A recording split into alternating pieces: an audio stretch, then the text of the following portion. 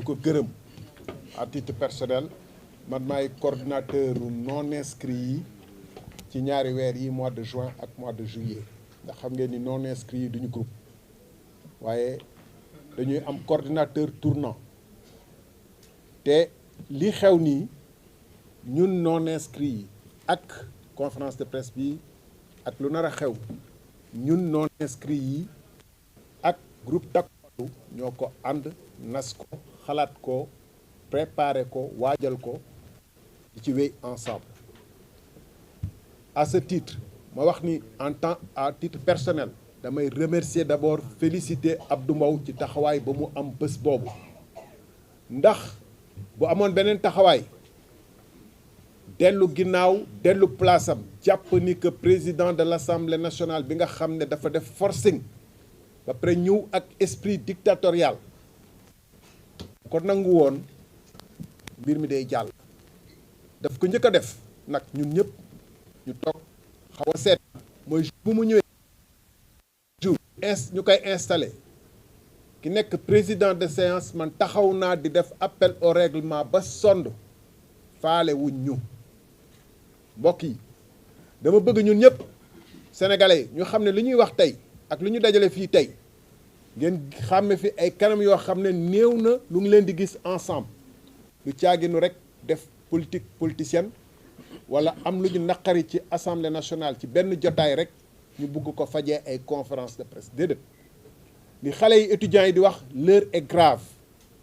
mooy démocratie Sénégal mu ngi toll ci ay diggante yoo xam ne ñi jiite réew mi ñu ngi koy jëmee ci guuta te yàlla dogal jox ñu ay signes yu mot sëkk mu fës ci bés boobu parce que boobu li ñu taxoon a daje mooy dañu ne dañuy def révision constitutionnelle pour gën a ñoŋal démocratie bi waaye bis boobu la gën a fës ni que démocratie amul fi ñu ko war a gën a yaakaaree muy assemblée nationale. ma baamtuwaat ko nii dañu ñëwoon ñoom nii dañuy indi révision constitutionnelle pour gën a yokk doole assemblée nationale ak gën a mun a càmbar li gouvernement bi di def waaye bis boobu la assemblée nationale gën a nërmeelu ñu xam ne assemblée nationale ndeke benn nit benn jëmm la ñu bëgg def assemblée nationale bi yëpp. lu gën a garaaw ci mbir mi mooy waa Pastef ci seen bopp député yi xam nañu que seen président lu mu doon def dëppoowul ak charte assemblée nationale ndax ñaata yoon ba fi président Amadou Mame Diop ne ñun ñu def question préalable am na bés boo xam ne ñun opposition 14e législature def nañu plus de 80 questions préalables mais parce que règlement bi moo ko mayee du Amadou Mame Diop du président 15e législature du président de la République règlement intérieur Assemblée nationale moom moo mayee ñu def question préalable président mënul lu muy tënku ci bés boobu ñu ñëw Abdou Mbow donc bugg a yëkkati question préalable ñu ne ko doo ko fi motalee ñoom déy nañ ko am na ñu ko déy ci ñooñam ñi ne ko ba fa Abdou Mbow taxawee du Abdou Mbow ma ko wax de ñoom ñoo ma ko wax ci couloir yi que ne yaa ngi juum bàyyi ko mu wax Guy Marius Sagna tudd ko moo ko wax ñu ne ko yaa ngi juum bàyyil mu bañ ñoom ñu amoon sañ-sañ en tant que groupe parlementaire président groupe parlementaire ak ñooñam demander suspension de séance pour jéem ko bu fekkee ni jomm rus nañ ko wax publiquement ñu jéem a wane ni que loi de la république moo leen gënal benn jëmm kenn ci ñoom jéemul suspendre séance bi pour ne ko sëñ bi yaa ngi juum li ngay doxal nii dëppawul ak charte réew mi nga xam ne moom moo la may sañ-sañ nga toog fi waaye comme du charte réew mi dañ ko violé pour moom mu mun a toog foofu il fallait yàlla wane bis boobu que ñoom gëmuñu seen bopp gëmuñu règlement assemblée nationale benn jëmm la ñu gëm te maa ngi fàttali askan wi ñuy déglu di leen fàttali que dictature yi fu ñu toog yépp mbooloo du benn jëmm rek mooy dem di def lu ko neex ba dictature am day am ay complice muy Allemagne nazi yi muy fii Afrique muy feneen benn jëmm rek mënul imposer li graaw ci république bi mooy assemblée nationale depuis que ñuy wax révolution ak rupture ak leneen réew na luñ fay doxal yoon gis ngeen même bii nii lu tax ñu indi règle révision constitutionnelle bi indi ko ci procédure d'urgence parce que musuñu ko waaj musul nekk seen programme waaye comme dàq nañu waaji primature mu ñëw assemblée nationale moom jëmmam moo gën république bi moo gën institution yi bu nekkee primature nañ ko defal ay loi ak règlement pour mu nekk un super premier ministre yàgg ngeen ko dégg ñëw na assemblée nationale il faut ñu tailler super président de l'assemblée nationale du ma jaaraat du ma dikkaat ci nu mu ñëwee assemblée nationale waaye dinaa ni lu tax ñu def procédure d'urgence parce que il fallait seen révision bi mën a mat ba le 30 juin te ci li si soxla ay bés bëriwut comme du woon lu ñu waaj loo xam ne préparé woon nañ ko ci seen programme la ne woon ñu dugal ko ci procédure d'urgence parce que noonu rek lañ ko mënoon doxalee donc askanu Sénégal mbokk yi surtout journalistes yi intellectuels yi am ñu ciy jéem a justifier dañu xam ni que ñu ngi ci ay heures yu waaw yoo xam ne ñoom jommuñu làqatuwuñu lu ñuy def dafa fës ni que assemblée nationale Sénégal benn jëmm la preuve bu président de la république delloo avis assemblée nationale ñun député yi amuñu droit xam lan mooy avis boobu déedéet ñun nekkatuñu assemblée nationale ñeent juróomi nit la ñu nekk bureau bi l'avis du président est destiné à l'assemblée nationale ba tey jii ni dañu bañ lire ko en commission bañ lire ko en plénière alors que ñun ñooy assemblée nationale. Même au bureau. donc xam leen ni assemblée nationale du Sénégal foofu la dictature di commencer benn jëmm la léegi lu leen neex lu ko neex moo fay am du ma guddal jàpp naa ni ñun ñii ñëpp war nañ xam ni ñun lu ñuy dund assemblée nationale tension yeeg débat yi du suñu coobare du lu ñu gënal waaye bu ñu woowee ci loo xam ne amuñu yeneen pexe comme nu Abdou Mbow def keroog da ma koy féliciter parce que néew na ci ñun peut-être ñu mënoon am taxawaay boobu ci ñu bëri ci ñun dafa am lu ñuy seetlu wala mais am na yoo xam ne combat yoo xam ne amoo la am looy seetlu da nga war a taxaw comme ni mu taxawee mu jaral la lu mu ko jaral bis boobu parce que le président assemblée nationale par forcing bi bëggoon def keroog mooy forcing c'est dans sa nature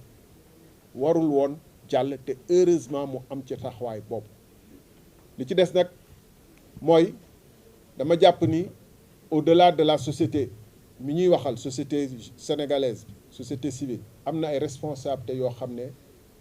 président de la république ak yeneen institutions yi à titre personnel man jàpp ni ma ni mun nañu xaar ci président Diomaye quoi que ce soit ndax moom ci boppam mu ngi jey waa ji pour mu ñoom ñu séddoo pouvoir yi kooku bàyyi ko ci jàmm muy doxal ay mbiram kooku di doxal assemblée nationale lu ko fa neex bu ko déranger gis nañu institution yi ci des mooy justice bañ leen demee laaj ni am na coup d'état électoral bu am assemblée nationale dañu ni lii mënuñ ci àddu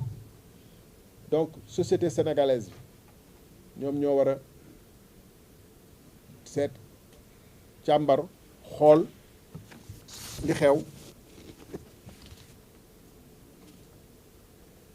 li xew mun ci jàng am ci taxawaay ba war notamment société civile bi les organisations de la société civile les intellectuels les universitaires les avocats les magistrats ñooñu tey ñoo mën a sauver la démocratie sénégalaise ak ñun ñi ñëpp bu ñu jàpp ñu jotaay ji nag jotaay politique politicienne la rek fu may daanelee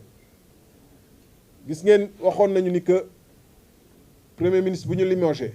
dafa ñu assemblée nationale pour def ko xeexukaay donc moom mooy sans révision constitutionnelle bi mu dugal pour mën a gën a yokk doole président assemblée nationale pas assemblée nationale parce que assemblée ñun mënuñu fa dogal mënuñu fa am dara loo xam ne si suñu ci lu normal la comme yenn scandale la ñu bëgg ñu leeral assemblée nationale ne dee duñ ci wax comme yenn réalité askanu Sénégal di dund ñu ne ñoom dee duñ ci wax waaye président de l'assemblée mun na toog bu assemblée bi waxee délibéré ba pare moom mu jël temps bu gudd nga xam ne amul droit amul benn article bu ko may mu nekk di commenter di xuloog di tontu président de la république di et cetera loolu bu ko bëggee def en tant que individu dafa war a dem télé wala rajo wala woote conférence de presse ni mu def nii wala toog bureau bu ko neexee sax woote bureau waaye amul benn droit jël ay 10 20 30 40 minutes di toog tribune perchoir assemblée nationale di commenter ay loi di weranteeg président wala di joxe ay interprétation mel ni jëmmu assemblée nationale ak assemblée nationale tout entière moom moo jox poids ak crédit wu kàddu yooyu muy wax fekk ay kàddoom la yoo xam ne gën gaa bëri dara nekku ci waaw mbokk yi nag l'heure est très grave laa kii woon moo tax ñu ngi féliciter di encourager suñu dynamique bi nga xam ne opposition parlementaire tout entière moo ci ànd di gërëm di sant ñi ma fi gis ñëpp responsable politique yi ñi ma fi gis personnalité yi ñu fi gis yëpp di ñaan yeneen sénégalais au-delà des politiques ñu xam ne lii ñuy wax ni du combat politicien du combat politicien du combat politique combat pour le Sénégal pour la survie du Sénégal parce que comme ni ko honorable Abdou Mbow fàttalee sànq projet wu Pastef c'est très clair dans leur tête lu leer la ils ont l'avantage de nous avoir dit où est-ce qu'ils veulent nous amener ils veulent la dictature et chaque pas et chaque acte qu'ils posent c'est la dictature et la violence et en ce sens ils nous montrent aussi qu'ils n'ont pas de repères pas de principe pas de vérité ils n'ont de vérité que celle du jour qui les intéresse et qui leur permet de justifier l'attitude circonstancielle qu'ils ont ce jour-là, quitte à se renier, et ils se renient constamment pour pouvoir adopter toutes les positions qui leur permettent d'aller là où ils veulent, c'est-à-dire de faire une emprise totale, une mainmise totale sur le Sénégal et sur ses ressources. Durant la session budgétaire, sur les ressources, il y a beaucoup de scandales qui se passent en dessous parce qu'ils se partagent le pays et les dernières nominations auxquelles ils ont procédé dernièrement montrent bien que c'est une affaire de partage de gâteau. Je vous remercie. Voilà, donc il y a aussi notre collègue Pape Djibril Fall qui est arrivé. Birima Mangara, je l'avais dit. Donc, l'autre, non, c'était un point de presse qu'on avait dit.